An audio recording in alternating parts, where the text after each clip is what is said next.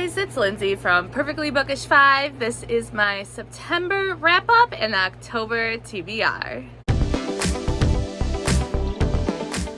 My day didn't start out great. It is Friday, September 27th, and yeah, I found out I have pink eye, so yay. Yesterday is the day when my eye was getting redder. I thought it was an irritation because it's in my bad eye from my surgery. It just gets irritated more.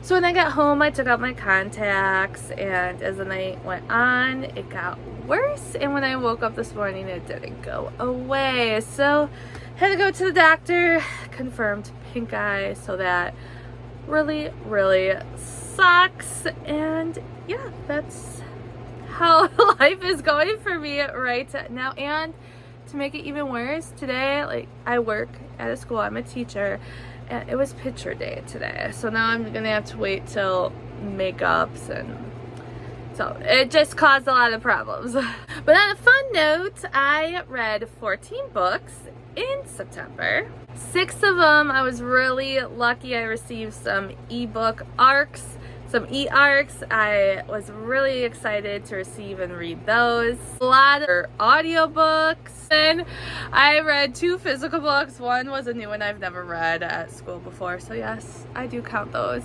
And then Week's Eye by S.J. Sylvis. This was the read my friends and I said we were going to read for August, and well, yeah, I was the last one to read it. We weren't meeting up until September 15th because that was the day that worked for us, so I kind of cheated and extended, but I did finish it. In this book, you have a college hockey romance, and the girl accidentally gets put into the guy's dorm room. They went by her last name, Brian, instead of her first name.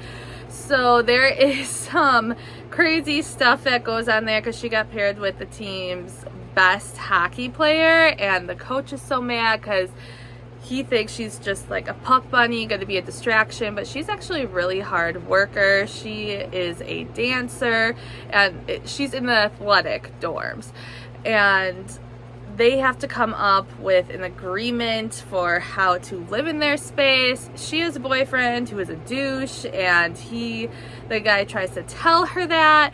And this is a fun book. This is the first in the Bexley U series. A book that just recently released yesterday by S.J. Sylvis is kind of an extension of the Bexley U series. It's called Play the Game, and you follow Emery. You get him in here, and there is maybe 4 books in this series, and you see more of him down the line, but of course I just read the first one. In his book, he has made it to the NHL, and he has a bad reputation, and he's getting stuck on a team that is kind of full of nobodies, or you just go there when people really don't like you. So he's trying to prove himself.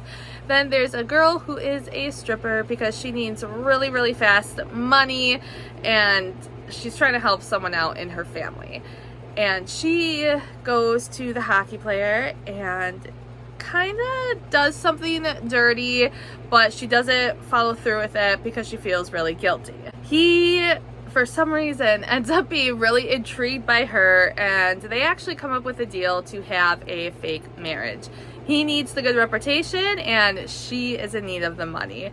And I really enjoyed it. It is the first in a series. The Chicago Blue Devils, I believe, is the name of the hockey team, and that's the name of the series, the Blue Devils. And I'm really looking forward to reading the next book. The next book in that series is going to be a single dad trope. So the other arcs that I read, we have King by Sawyer Bennett. This is book 14 in the series, I believe. Hockey romance. I do have a review with some of these recent releases that I've read. I read Meant for Gabriel, another hockey romance. Then Truly Madly Deeply by LJ Shen. We have a chef and a waitress. They were, well, not necessarily friends, but it was her best friend's brother. They know each other, and they meet each other again years later. Then we have All Too Well by Corinne Michaels, and Wicked Dreams by S. Mastery. That one was also a hockey romance. Other books I read, yes, I keep looking down, reading from my reading journal. I read Au Pair Affair by Tessa Bailey, Sleeping with the Enemy by Deborah Garland. Oh, that was an ARC as well. That was an audiobook ARC. Then I read, the book I read at school was Night of the Veggie Monster. I read Body 13 by Chloe Walsh, Zodiac Academy by Caroline Peckham and Suzanne Valentini, and then I actually listened to the graphic audiobook, and at times I enjoyed it, but at times they were just annoying, like screeching and weird sound. So I don't know, have you guys listened to those graphic audiobooks? What do you think of them?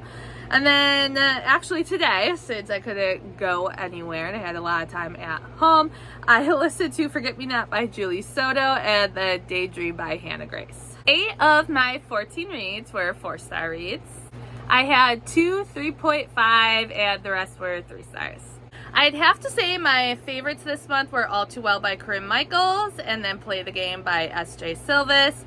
I already told you what Play the Game is about. So All Too Well is the first in the Ember Falls series, and we have these people who've known each other like a good chunk of their lives, and then there is something that happens that kind of drives these friends apart.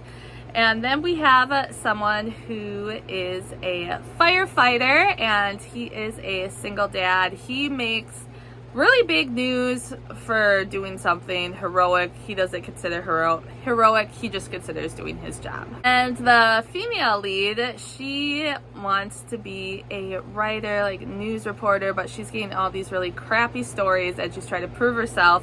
When she asks for a bigger assignment, she doesn't realize she is getting sent, or that they're going to give her the assignment of working with the hero, which she knows who he is, and so they end up meeting again, and he was destined for, I believe it was football, like to go to the NFL and make a name for himself, but he ended up having a daughter and things change. So she wants to try to find a different angle for her story, since so much has already been done when you're talking about him being a hero. She wants to take the angle of kind of what made him go from NFL or like football superstar to a firefighter. And there's a league that he is on, and it is fun in the story, and those are the guys that I believe are going to be in the other books in the series.